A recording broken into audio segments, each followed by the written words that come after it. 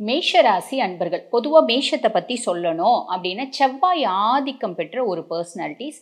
எல்லா யூனிஃபார்ம்டு சர்வீஸுமே பெரும்பாலும் மேஷராசியில் வந்து சேரும். செவ்வாய் ஆதிக்கம் அப்படின்றதுனால எல்லா விஷயத்தையும் பிளான் பண்ணி கரெக்டாக ப்ராப்பகேட் பண்ணக்கூடிய மேஷராசி அன்பர்கள். உங்களுக்கு இந்த ராகு கேது பயிற்சி எப்படி இருக்குது அப்படின்னா, ராகு பகவான் வந்து பார்த்திங்கன்னா 11ஆம் பாவத்திலையும் கேது பகவான் 5ஆம் பாவத்திலையும் போகிறார். இந்த 11ஆம் பாவம் அப்படின்றது என்ன அப்படின்னா லாபஸ்தானம். லாபஸ்தானத்தில் ராகு பகவான் போகிறதுனால என்ன பண்ணுவார், மேஷராசி அன்பர்கள் இப்போ வந்து பார்த்திங்கன்னா உங்களுக்கு மார்ச் 29 வந்து சனி பயிற்சி ஆரம்பிக்குது. இந்த ராகு கேது பயிற்சி வந்து பார்த்திங்கன்னா மே 18 தான் ஆரம்பிக்குது. அப்போ சனி பகவான் வந்து பார்த்திங்கன்னா உங்களுக்கு விரைய சனியாக வராரு. அவர் கொஞ்சம் கெடுக்கிற வேலையை செய்வார், ஆனால் ராகு பகவான் அள்ளி கொடுக்குற வேலையை செய்வார். இது என்னங்க, எல்லா கிரகமும் கொடுத்தா ஒன்றா கொடுக்கணும், இல்லைனா எல்லாம் ஒன்றா கெடுக்கணும். ஒன்று கெடுக்குது, ஒன்று கொடுக்குது, ஒன்று தடுக்குது. இது என்ன பண்ணுறது, ஒன்றும் பண்ண முடியாது. அதாவது கிரகங்களோட கோச்சார நிலை எப்படி, கிரகங்கள் எந்த இடத்துல இருக்காங்க